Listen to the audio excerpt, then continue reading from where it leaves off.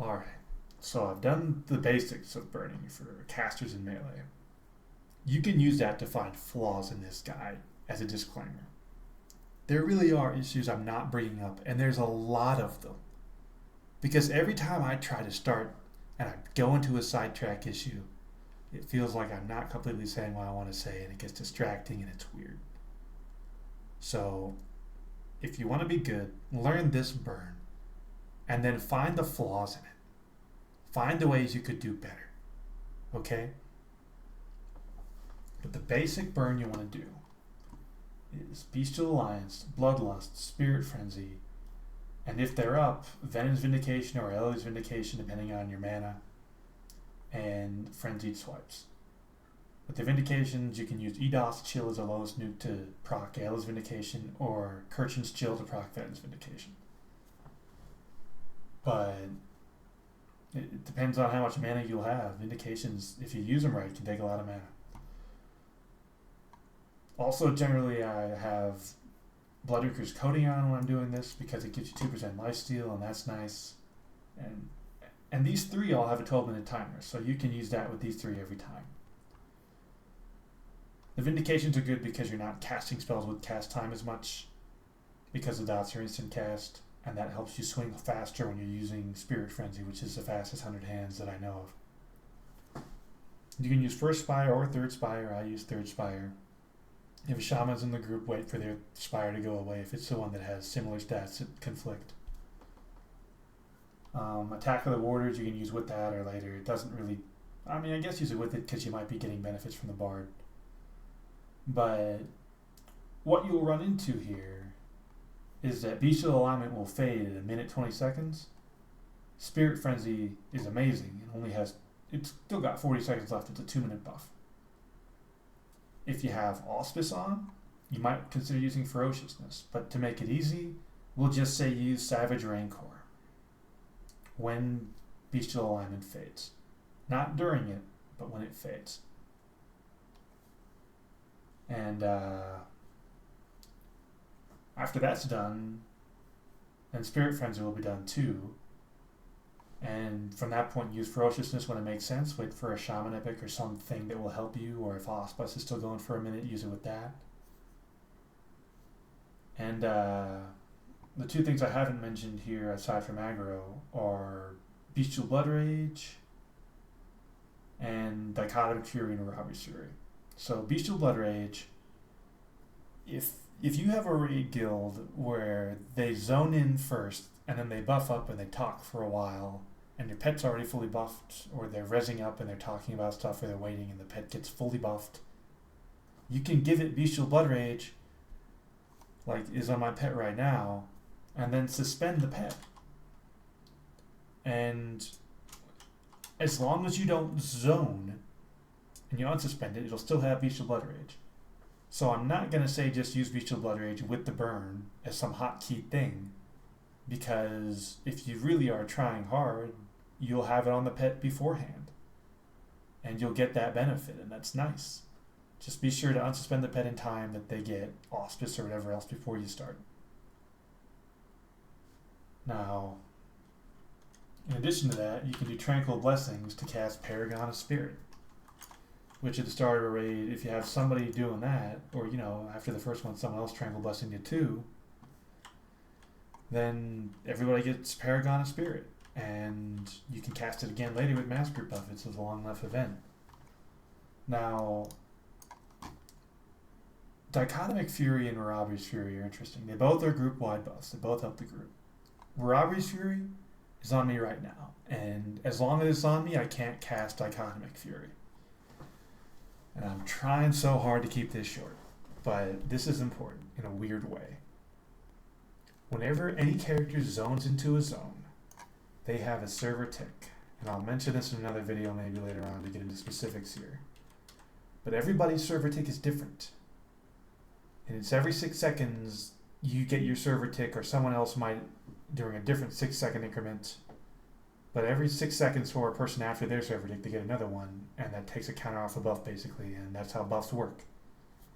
That's why ruaabris Fury in here says 41 seconds.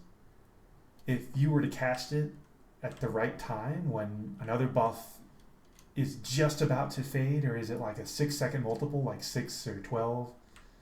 It would have only 36 seconds because it's about to hit the server tick. But you wait 1 second for that buff to fade or that 6-second buff to hit 5 and cast Ruaabris Fury. Try it with Dichotomic. It'll be 29 as a high and 24 as a low. But you wait for it to fade, it'll hit the top of the server tick, and it'll be 41 seconds instead of 36 seconds. Or 37 maybe. I think it's 36 though, because that's a 0. So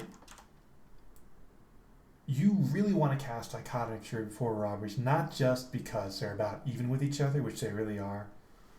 I've said it before, a Berserker, I remember I said Beastlord before, but it was a Berserker doing over 800k DPS. He did like 30k more with Ruaabris versus Dichotomic. That's nothing. It's peanuts. It's stupid. Especially considering Savage Spirit, his main disc there, it lasts 2 minutes. So you want to have as much 100 hands effect to this level as you can. It's stronger than a lot of other ones out there. And the flurry too. Even if you don't have 100 hands effect, you'll get more flurry this way. But you want to cast Dichotomic first. Excuse me. And then when Dichotomic fades, that's a server tick. Right after it's done fading, make sure it fully fades, then cast Ruaabris Fury right after. And you'll get a 41 second Ruaabris Fury, which is a maximum timer on it.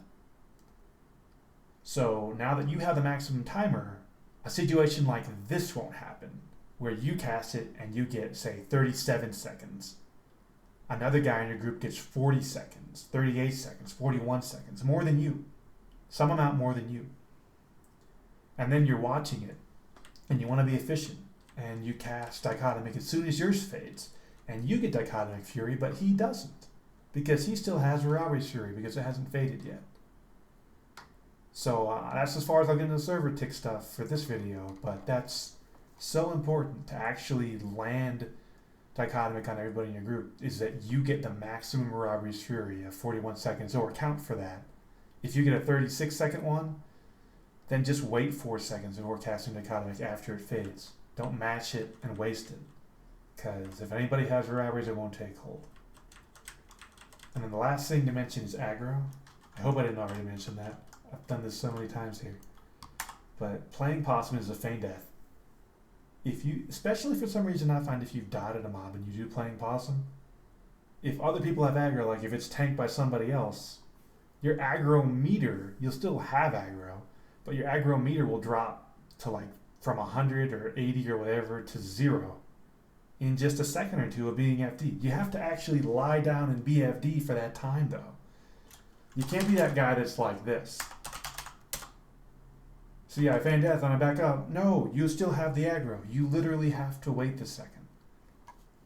So wait the second, and it doesn't happen every time, but wait a second or two FD if you're dangerously high on the aggro list here.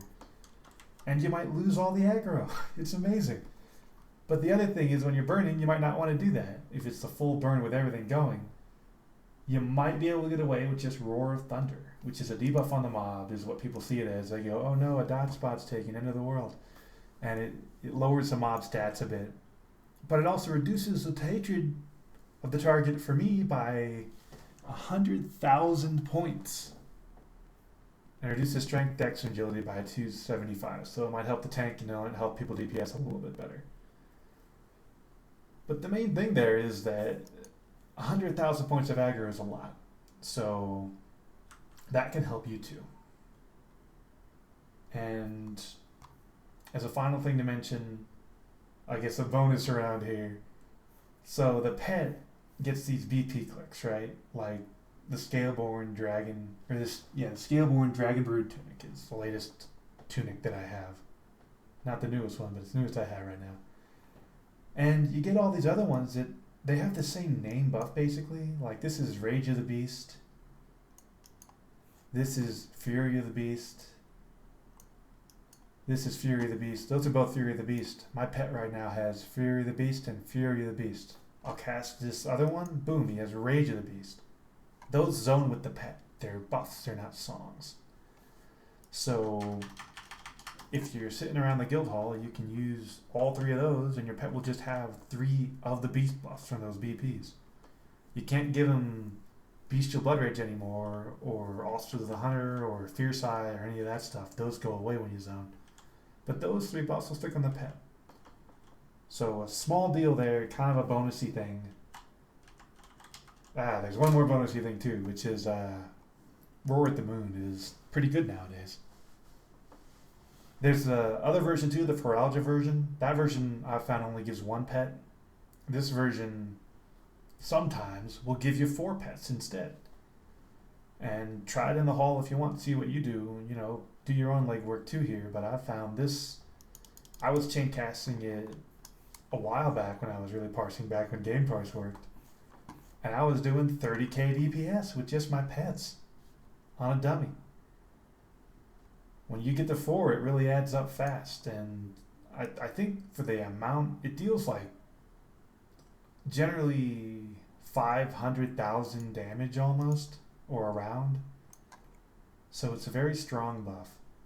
That's the first thing I cast outside of Dichotomic Fury for my group. And again, I'm sorry if you pronounce that differently, but everybody's different. And I could go into alliances too, but I'm going to leave that out. I'm going to leave the rest out. That's it. You know, that's the burn. So, I mean, do what you can with it. I hope it helps you out. And maybe I'll try and make some more videos about other topics that are a bit complex to make them more simple later. Have fun.